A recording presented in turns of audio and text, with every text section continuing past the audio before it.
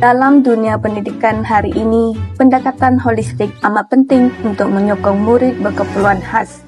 Pasukan multidisiplin merangkumi berbagai profesional, termasuk guru, ahli terapi, ibu bapa dan juga pakar perubatan seperti pakar pediatrik.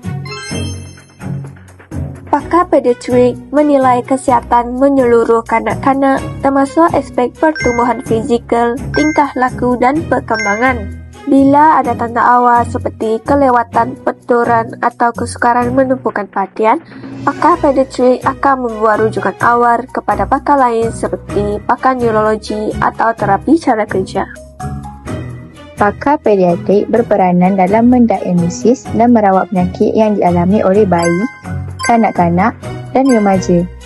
Mereka juga memantau tumbesaran dan perkembangan fizikal serta mental kanak-kanak dari lahir hingga remaja. Selain itu, pakar pediatrik memberikan nasihat kepada ibu bapa mengenai penjagaan kesihatan dan pencegahan penyakit anak-anak.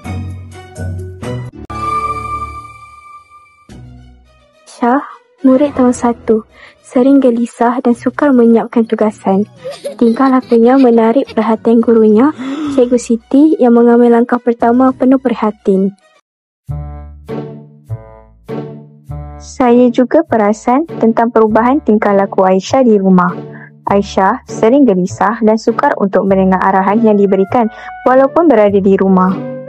Pada keesokan harinya, Puan Fatin membawa Aisyah ke hospital untuk merujuk dengan pakar pediatrik bagi mengetahui masalah yang dihadapi oleh Aisyah. Aisyah mempunyai masalah apa ya, doktor? Aisyah sering gelisah dan sukar untuk mendengar arahan saya di rumah. Doktor yang memeriksa Aisyah bernama Dr. Nani memeriksa Aisyah dan membuat diagnosis terhadap Aisyah. Aisyah telah didiagnosis menghidap penyakit ADHD iaitu Attention Deficit Hyperactivity Disorder. Sebagai langkah awal, Dr. Nani memberikan beberapa ubat kepada Puan Fatin iaitu ubat Ritalin yang membantu meningkatkan aktiviti di bahagian otak yang melibatkan tumpuan dan ubat Atomizitin iaitu membantu mengurangkan gejala ADHD. Doktor membuat dokumen sokongan dan penilaian tentang penyakit Aisyah untuk diberikan kepada Puan Fatin dan pihak sekolah sebagai bukti pengesahan penyakit Aisyah dan sebagai bahan untuk RPI, Rancangan Pendidikan Individu. Dr. Nani telah memberikan tarikh-tarikh temu janji kepada Puan Fatin untuk berjumpa dengan beliau untuk membuat pemantauan terhadap perkembangan Aisyah secara berkala. Dengan itu, Dr. Nani dapat melihat perkembangan Aisyah dari semasa ke semasa bagi membantu merancang aktiviti sokongan bagi mengawal tingkah laku dan emosi Aisyah. Setelah pemeriksaan secara berkala dijalankan, pakar pediatrik memberikan nasihat dan sokongan kepada Puan Fatin untuk memantau dan mengawal Aisyah di rumah. Dokumen sokongan yang telah dibuat dan dirancang oleh Dr. Nani diberikan kepada Puan Fatin sebagai rujukan untuk membuat RPI.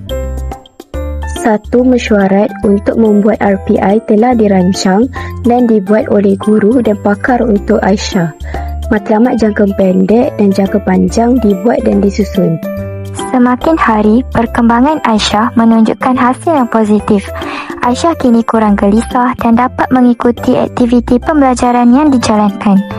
Aktiviti yang dirancang daripada RPI yang dihasilkan juga memberikan kesan positif kepada Aisyah dan memenuhi matlamat yang terdapat pada RPI. Cikgu Siti juga memantau perkembangan dari segi emosi dan tingkah laku Aisyah.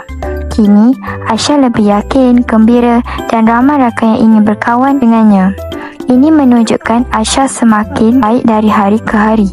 Prestasi Aisyah di sekolah juga menunjukkan reaksi yang semakin baik. Kesimpulannya, pakar pediatrik dan ibu bapa mempunyai peranan yang tersendiri supaya saling melengkapi dalam menyokong murid pendidikan khas yang menghadapi masalah. Pakar pediatrik bertanggungjawab dalam aspek penilaian, diagnosis, rawatan perubatan dan pemantauan kesihatan.